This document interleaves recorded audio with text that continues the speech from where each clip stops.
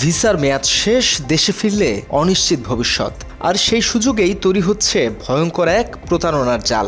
সমকামী, ধর্ষিতা, পরিচয়ের ভুয়া গল্প বানিয়ে যুক্তরাজ্যে আশ্রয়ের বিনিময়ে নেওয়া হচ্ছে হাজার হাজার পাউন্ড। যেভাবে ইচ্ছে নিয়ে আসার পর আমরা তাকে লেসবিয়ান বানাতে পারবো। বিবিসি নিউজের এক গোপন অনুসন্ধানে উঠে এসেছে আইনজীবী ও ইমিগ্রেশন উপদেষ্টাদের একটি বড় চক্র, যারা সাজিয়ে দিচ্ছে মিথ্যা কাহিনী, জোগাড় করছে ভুয়া প্রমাণ, এমনকি তৈরি করছে সম্পর্ক পর্যন্ত। এই প্রতারণা শুধু আইনের লঙ্ঘন নয়, এতে ক্ষতিগ্রস্ত হচ্ছেন প্রকৃত আশ্রয় প্রার্থীরা। ফলে অস্বস্তিতে পড়ছে অনেক মুসলিম নারী পুরুষও।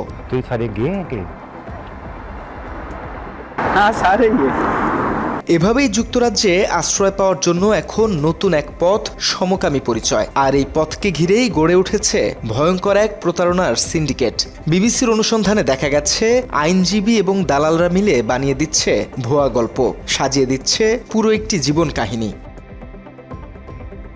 যুক্তরাজ্যে যাদের ভিসার মেয়াদ শেষ হতে চলেছে তাদের বলা হচ্ছে নিজেকে সমকামী হিসেবে পরিচয় দিতে হবে, সেই সাথে দেখাতে হবে নিজ দেশে ফিরলে প্রাণনাশের আশঙ্কা রয়েছে। তাই সমকামী না হলেও সে দেশে বসবাসের সুবিধার্থে নিজেকে সমকামী পরিচয় দিচ্ছে অনেকেই।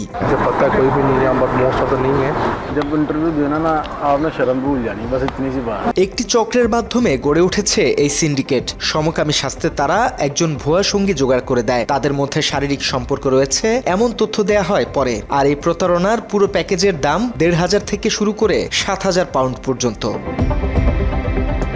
অন্যদিকে বিশেষজ্ঞরা বলছেন এই ধরনের প্রতারণা সবচেয়ে বেশি ক্ষতি করছে প্রকৃত আশ্রয় প্রার্থীদের, যারা সত্যিই নির্যাতনের শিকার। তাদের বিশ্বাসযোগ্যতাই এখন প্রশ্নের মুখে।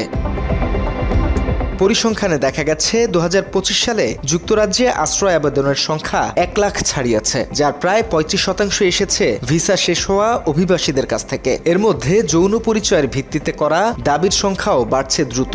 মাত্র ৩০% টাকায় জমির মালিক হয়ে নতুন বাংলাদেশের গড়ে তোলার স্বপ্ন দেখা বাংলা বসতি। যুক্তরাজ্যের মতো একইভাবে যুক্তরাষ্ট্রেও মিথ্যা তথ্য দিয়ে অনেক অভিবাসীর নাগরিকত্বের জন্য আবেদনের অভিযোগ রয়েছে। রাজনৈতিক, ধর্মীয়, জাতিগত বা সামাজিকভাবে নির্যাতনের শিকার হন বলে মিথ্যা তথ্য দিয়ে থাকেন অনেক বাংলাদেশি অভিবাসী। গণমাধ্যম কর্মী, নারী সাংবাদিক ও লেখক এবং কোনো হিন্দু ধর্মাবলম্বীরা যুক্তরাষ্ট্র গিয়ে তাদের আবেদনে বলে তারা ধর্মীয় আগ্রাসনের শিকার, এমনকি স্বাধীনভাবে চলতে ইসলামপন্থীদের থেকে হত্যার হুমকি পেয়েছেন বলেও মিথ্যাচার করেন কেউ। অনেকে আবার নিজেকে ধর্ষিতা বলেও দাবি করেন।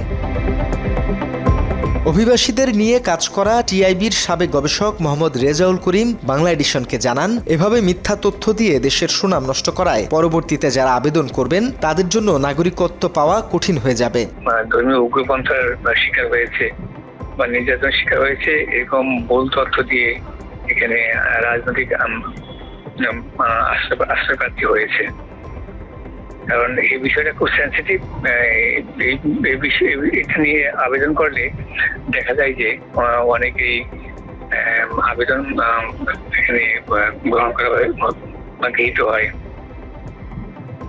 বিশেষ করে যারা সংখ্যালঘু বাংলাদেশে, বিশ্বের অন্য যে কোনো দেশের সংখ্যালঘু যারা, যুক্তরাষ্ট্র সংখ্যালঘুদের তাদের যে অধিকার, তাদের জীবনের যে নিরাপত্তা, এই বিষয়টাকে খুব সহানুভূতির সাথে দেখে এবং এইটা অনেকে কাজে লাগায়। আমার পরিচিত আমি অনেকে দেখেছি তারা দেশে খুব ভালো অবস্থায় ছিল, কিন্তু এই বিষয়টাকে কাজে লাগিয়ে এখানে চলে আসছে। তো এটা অপব্যবহারের পরিমাণটাই বেশি আমার জানা শোনা এবং দেখা। মিথ্যার ওপর দাঁড়িয়ে থাকা আশ্রয়ে একদিকে সংঘটিত হচ্ছে অপরাধ, অন্যদিকে সুনাম ক্ষুণ্ণ হচ্ছে দেশ ও ধর্মের। ধর্মীয় বিশেষজ্ঞদের মতে এতে করে বহির্বিশ্ব কিংবা বিধর্মীদের কাছে ভাবমূর্তি নষ্ট হচ্ছে মুসলিমদের। Desk report, Bangla addition.